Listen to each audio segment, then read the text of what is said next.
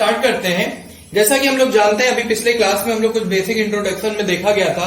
पिछले क्लास में ठीक है देखा गया था एसेक्सुअल रिप्रोडक्शन क्या होता है, सेक्सुअल रिप्रोडक्शन क्या होता है। ठीक है, जो हम लोग पढ़ रहे हैं चैप्टर जो स्टार्ट किया गया है, ठीक है, इसमें क्या चीजें हमको पढ़ना है, आगे जाके क्या चीजें समझनी है हमको, इसके बारे में हम लोग कुछ बातें कर चुके हैं। ठीक है बच्चों, अब चैप्टर के आगे जाके बात करेंगे हम लोग।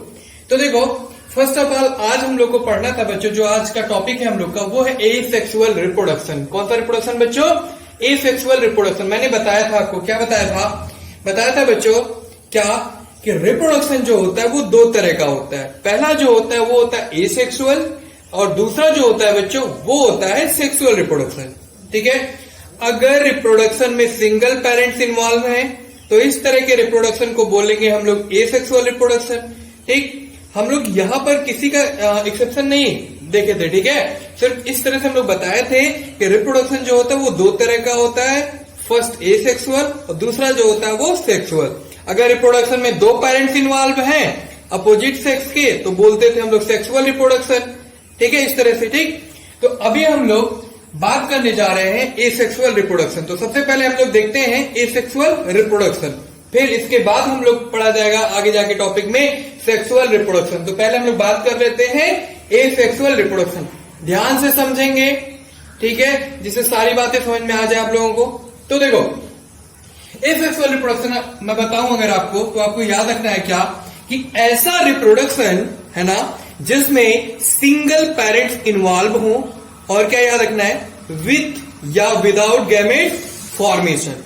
इस तरह के रिप्रोडक्शन को बोलते हैं हम लोग एसेक्सुअल रिप्रोडक्शन। क्या बोलते हैं हम लोग? Asexual reproduction. तो हम लोग याद रखेंगे ये बातें।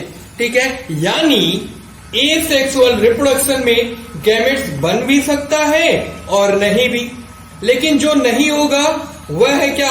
Fusion of gametes. कभी गैमेट्स का फ्यूजन नहीं होगा। बातें याद रखिएगा आप लोग। यानी क्या कि एसेक्सुअल रिप्रोडक्शन में गैमेट्स का तो फॉर्मेशन हो सकता है लेकिन कभी भी फ्यूजन नहीं होगा। तो इतनी बातें याद रखिएगा। एसेक्सुअल रिप्रोडक्शन में क्या कि ऐसा रिप्रोडक्शन जिसमें सिंगल पेरेंट्स इन्वॉल्व हो और क्या विथ या विदाउट गैमेट्स फॉर्मेशन। ठीक, इस तरह के रिप्रोडक्शन को हम लोग बोलते हैं और बोलेंगे भी क्या?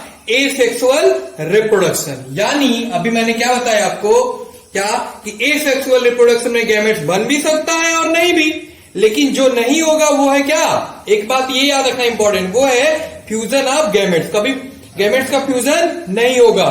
ठीक है, समझ में, कि दो गैमेट्स रहे उनका फ्यूजन आपस में नहीं होगा।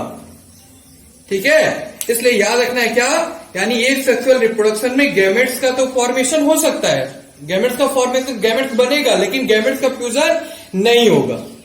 आ रही बात समझ में?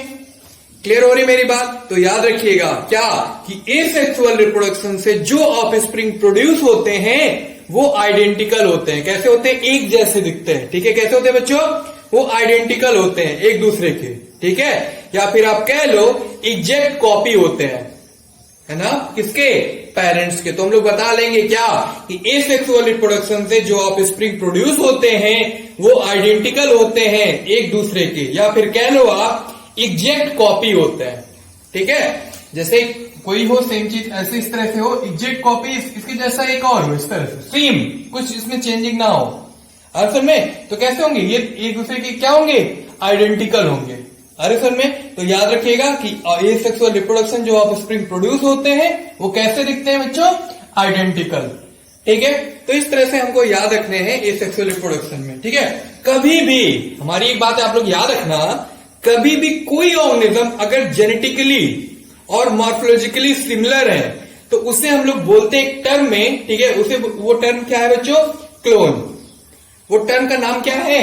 क्लोन। ठीक है, वो टर्मिनोलॉजी क्या है बच्चों? क्लोन। तो जैसे आपको दिख रहा है बोर्ड पर कुछ पॉइंट्स मैंने लिख रखा है बोर्ड पर। जैसे पहले पॉइंट्स में लिखा है सेक्सुअल रिप्रोडक्शन नोट। ठीक है, क्या लिखा है मैंने? द ऑर्गेनिज्म, ठीक है, offspring produce as a result of asexual reproduction are identical to one another and also exact copy of their parents. ये पॉइंट्स आप लोग नोट कर लो। फिर दूसरा टर्म में मैंने दूसरा पॉइंट में मैंने लिखा है जो कि जो टर्मिनोलॉजी है वो है क्लोन। अभी बताया मैंने क्लोन किसको बोलते हैं, तो याद रखना है क्या कि ऐसे ऑर्गेनिज्म, ठीक है, कोई भी ऑर्गेनिज्म अगर जेनेटिकली, समझना बात को, जेनेटिकली और मॉर्फोलॉजिकली सिमिलर है। मॉर्फोलॉजिकली पता है ना आप लोगों को, मैंने बताया था आपको बेसिक क्लास में, कुछ पहले वीडियो लेक्चर्स में आपको बताया था स्टार्टिंग में। देखो दो टर्म आपको याद रखने थे, एनाटॉमी और मॉर्फोलॉजी। एनाटॉमी मतलब होता है बच्चों किसी चीज का, किसी चाहे ह्यूमन का, चाहे एनिमल का, चाहे प्लांट का, किसी का अगर हम इंटरनल स्ट्रक्चर की स्टडी कर रहे हैं तो उसे हम लोग बोलते हैं एनाटॉमी। और अगर हम, ठीक है, किसी बॉडी का या कोई ऑर्गेनिज्म है या प्लांट है, ठीक है, उसके एक्सटर्नल स्ट्रक्चर की स्टडी कर रहे हैं, एक्सटर्नल स्ट्रक्चर की स्टडी कर रहे हैं, वहां पे हम लोग टर्म याद रखेंगे मॉर्फोलॉजी। तो इसलिए याद रखना हम लोग को, अगर कोई भी ऑर्गेनिज्म अगर जेनेटिकली और मॉर्फोलॉजिकली सिमिलर है तो उसे हम लोग बोलते हैं क्या, क्लोन। क्या बोलते हैं हम लोग टर्मिनोलॉजी में, क्लोन। तो हम लोग याद रखेंगे, क्लोन से कंफ्यूज नहीं होंगे कि कैसा ये टर्म है, तो हम लोग याद रखेंगे क्या कि मॉर्फोलॉजिकली एंड जेनेटिकली कैसे होंगे, सिमिलर है, तो उसे हम लोग बोलते हैं सिंपल में क्या, क्लोन। याद रखेंगे आप लोग। चलिए आगे की बात करना हम लोग स्टार्ट करते हैं। देखो बच्चों, एसेक्सुअल रिप्रोडक्शन कॉमन है सिंगल सेल ऑर्गेनिज्म में, या फिर आप कह लो लोअर प्लांट या एनिमल में, ठीक है। याद रखना है सिंगल सेल ऑर्गेनिज्म में सेल डिवीजन ही मोड ऑफ रिप्रोडक्शन होता है, ठीक है। क्या बच्चों, सिंगल सेल ऑर्गेनिज्म में सेल डिवीजन ही क्या होता है, मोड ऑफ रिप्रोडक्शन होता है। क्लियर हो रही मेरी बात, ठीक है। तो ये पॉइंट्स आप लोग नोट कर लेना, क्या कि एसेक्सुअल रिप्रोडक्शन, ठीक है, इज कॉमन एमंग, ठीक है, single called organism and in plants and animals with, ठीक है, रिलेटिवली सिंपल ऑर्गेनाइजेशन। और नेक्स्ट पॉइंट में मैंने लिख रखा है बोर्ड पर क्या, इन मोनेराम, ठीक है, आपको पढ़ाया था, ठीक है, पिछले क्लास में आप लोग पढ़े थे, ठीक है, 5 किंगडम क्लासिफिकेशन। वहां पे मैंने बताया था आपको क्लासिफाई करके क्या, monera, protista, fungi, plantae and animalia के बारे में डिटेल में जाके बताया था आपको, ठीक है। तो इस तरह से याद रखिएगा, इन मोनेराम्स एंड प्रोटिस्ट, है ना। The organism or parent cell divides into the to give rise to new individual. Thus, in these organisms, cell division is itself, है ना, a kind of mode of reproduction. आ रही बात समझ में? तो ये याद रखिएगा क्या कि सिंगल सेल ऑर्गेनिज्म में सेल डिवीजन ही मोड ऑफ रिप्रोडक्शन होता है, ठीक। इस तरह से हम लोग ये पूरे पॉइंट्स को अच्छी तरह से नोट कर लेंगे, ठीक है, जैसे रिवीजन करने में भी हम लोग को इजी रहे, ठीक है बच्चों। तो इसको आप लोग जल्दी से नोट कर लो, फिर आगे की बात करना हम लोग स्टार्ट करते हैं। अच्छी तरह से इसको एक बार जरूर आप लोग, ठीक है, समराइज कर लो, रिकॉल कर लो, इससे किसी तरह का कंफ्यूजन ना रह जाए इस टॉपिक में, एसेक्सुअल रिप्रोडक्शन के रिलेटेड, ठीक है। अब इसके आगे जाके हम लोग बात करने वाले हैं क्या कि एसेक्सुअल रिप्रोडक्शन के कुछ कॉमन मेथड, ठीक है, जो अभी हम लोग पढ़ने जा रहे हैं बच्चों। हो गया, ये इरेज करें हम, हो गया। चलिए अब इसको हम इरेज करते हैं, फिर आगे की बात करना हम लोग स्टार्ट करते हैं। अब हम लोग देखते हैं, ठीक है, कॉमन मेथड एसेक्सुअल रिप्रोडक्शन का, ठीक है। तो टाइप की बात कर लेते हैं हम लोग एसेक्सुअल रिप्रोडक्शन की कुछ कॉमन मेथड, जो मैंने बोर्ड पर लिख रखा है। क्या, पहला हम लोग पढ़ने वाले हैं फिजन, फिर पढ़ेंगे हम लोग बाइनरी फिजन, ठीक है। फिजन की टाइप है बाइनरी फिजन और मल्टीपल फिजन बच्चों, ठीक है। तो ध्यान से समझेंगे जिससे बातें समझ में आ जाए। देखो बच्चों, फर्स्ट ऑफ ऑल, ठीक है, सबसे पहले हम लोग देखते हैं फिजन। देखो दो डिफरेंस आपको बताता हूं, डिफरेंस आपको, ठीक है, क्या कि फिजन और फ्यूजन में डिफरेंस होता है, ठीक है। फ्यूजन मतलब कि जैसे दो गैमेट्स आपस में आके मिले, और फिजन मतलब होता है ब्रेक होना, ठीक है। फिजन मतलब क्या होता है बच्चों, ब्रेक होना। तो हम लोग को याद रखना है फ्यूजन और फिजन में, ठीक है, हम लोग कंफ्यूज नहीं होंगे, ठीक है। फिजन मतलब होना टूटना, कोई चीज ब्रेक होना, जैसे ये सेल है, ये ब्रेक होके दो पार्ट में से डिवाइड हो जाए, ठीक है, तो इससे बोलेंगे फ्यूजन। और क्या फ्यूजन किसको बोलते हैं आपको पता भी होगा, दो गैमेट्स तो आपस में क्या कर जाए, फ्यूज कर जाए, तो इसे बोलते हैं हम लोग फ्यूजन। तो हम लोग बिल्कुल नहीं कंफ्यूज होंगे फिजन और फ्यूजन में। तो देखो बच्चों, फिजन में, है ना, फिजन में आपको ये याद रखना है क्या कि सिंगल सेल ऑर्गेनिज्म। तो याद रखना है क्या बच्चों, फिजन में एक इंपॉर्टेंट बात याद रखना है क्या कि सिंगल सेल ऑर्गेनिज्म, ठीक है, सिंगल सेल ऑर्गेनिज्म डिवाइड कर जाते हैं टू आइडेंटिकल हाफ में, ठीक, और नए डॉटर सेल की क्या करते हैं, उत्पत्ति करते हैं, जिसे हम लोग फिजन कहते हैं। बात समझ गए होगे आप लोग? कैसे?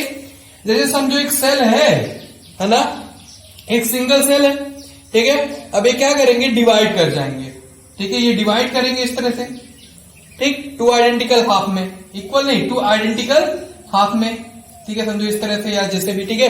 2 आइडेंटिकल हाफ में, ठीक है, डिवाइड किए और नए डॉटर सेल की क्या करते हैं, उत्पत्ति करते हैं, ठीक। और इसी प्रोसेस को हम लोग क्या बोलते हैं, फिजन बोलते हैं बच्चों। क्या बोलते हैं, फिजन। तो सिंपल सी बात समझ में आ गई होगी आपको कि फिजन किसको बोलते हैं हम लोग, तो हम लोग याद रखेंगे फिजन, ठीक। देखो फिजन की बात करें और आगे डिटेल में जाके, तो फिजन जो होता है बच्चों वो 2 तरह के होते हैं। पहला हम लोग पढ़ेंगे बाइनरी फिजन, ठीक, और दूसरा पढ़ेंगे हम लोग मल्टीपल फिजन। फिजन तो समझ में आ गया ना, क्या पॉइंट्स में आप लोग लिख लो।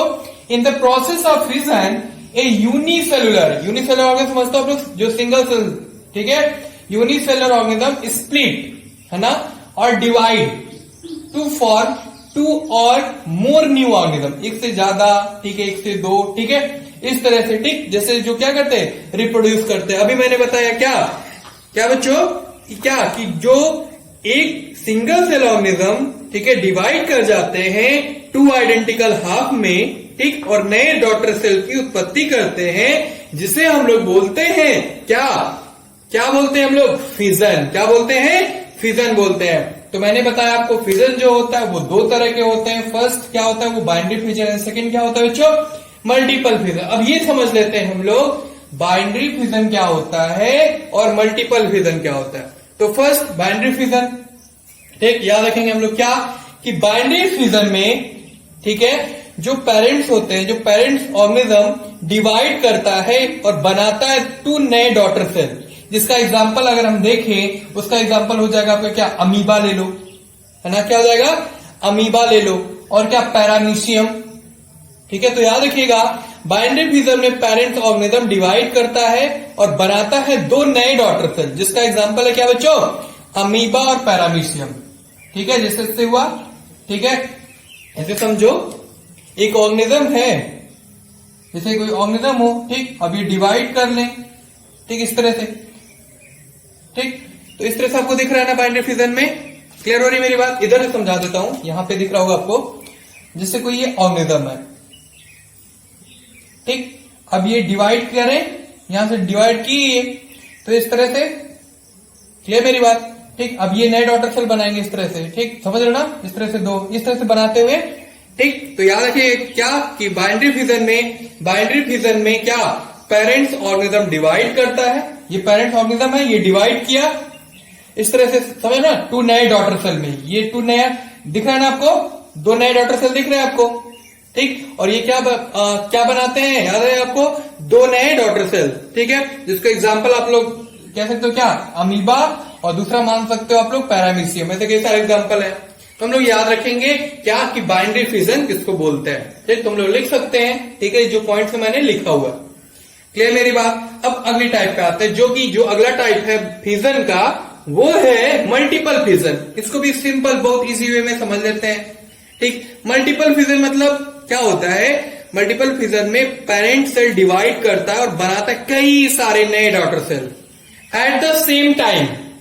क्या बच्चों, अगेन रिपीट करता हूं, बाइनरी फिजन जो आप लोग समझे अभी, फिर मैं बता रहा हूं आपको मल्टीपल फिजन में क्या, कि मल्टीपल फिजन में पेरेंट सेल डिवाइड करता है और बनाता है कई सारे नए डॉटर सेल। अभी जैसे ये मैं बताया, ठीक है, क्या कि एक ऑर्गेनिज्म है, वो डिवाइड किया, 2 डॉटर सेल बनाए, ठीक है। लेकिन अगर ये डिवाइड कर रहा है, ये कई सारे बना सकते हैं, ठीक है, एक से ज्यादा, ठीक है, ठीक, क्लियर हो रही मेरी बात? तो मल्टीपल मतलब कि ज्यादा, ठीक है। तो याद रखिएगा, ठीक है, कई सारे उसके जैसे हो, ठीक है, आ रही हो समझ ना? तो याद रखिएगा मल्टीपल फिजन में पेरेंट सेल डिवाइड करता है और बनाता है क्या, कई सारे नए डॉटर सेल। आपको दिख रहे हैं ना, इस तरह से कई सारे नए डॉटर सेल, ठीक, एट द सेम टाइम। तो हम लोग इस तरह से याद रखेंगे। और कभी डिफरेंस आपसे पूछे, कभी इस तरह से क्वेश्चंस आपसे कहे कि बताइए आप what is the difference between the binary fission and multiple fission, तो हम लोग डिफरेंस बता सकते हैं, टाइप बता सकते हैं, फिजन के टाइप क्या होता है। फिजन क्या होता है, एसेक्सुअल रिप्रोडक्शन क्या होता है, हम लोग ये सारी बातें अच्छी तरह से अब बता सकते हैं। और इस तरह के क्वेश्चंस अगर हमसे पूछे जाएं तब भी हम लोग बता लेंगे। ठीक, अभी हम लोग इसके आगे के जाके और टाइप की बात करने वाले हैं एसेक्सुअल रिप्रोडक्शन की। जैसे कि अभी हम लोग आगे पढ़ा जाएगा बच्चों अगले मेथड, जो क्या है बडिंग, है ना। बडिंग में पढ़ा जाएगा क्या है बडिंग का टाइप में क्या चीजें ऐसी हैं। ठीक है, फिर अगला मेथड हम लोग पढ़ने वाले हैं वो जो भी क्या अगले क्लास में हम लोग पढ़ा जाएगा। ठीक है, वहां पे हम लोग पढ़ेंगे स्पोर फॉर्मेशन। ठीक है, फिर हम लोग पढ़ेंगे रीजनरेशन जो एसेक्सुअल टाइप है। ठीक है, क्लियर मेरी बात। फिर अगला हम लोग पढ़ेंगे फ्रेगमेंटेशन।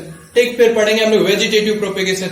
इस तरह से हम लोग डिटेल में जाके एसेक्सुअल रिप्रोडक्शन पढ़ने वाले बच्चों। ठीक है, तो फिर से बोल रहा हूं, अगर आप अच्छी तरीके से अच्छे से ठीक है स्टार्टिंग से लेके लास्ट तक वीडियो लेक्चर आप लोग अटेंड करते हो, ठीक है, आराम से कॉन्सेंट्रेट होके अच्छे से ठीक है पेन कॉपी लेके साथ में ठीक है नोट करते हुए अच्छे समराइज करके तैयार करिएगा, तो एक भी क्वेश्चन नहीं फंसने वाला, आपसे सारे क्वेश्चन सॉल्व हो जाने हैं।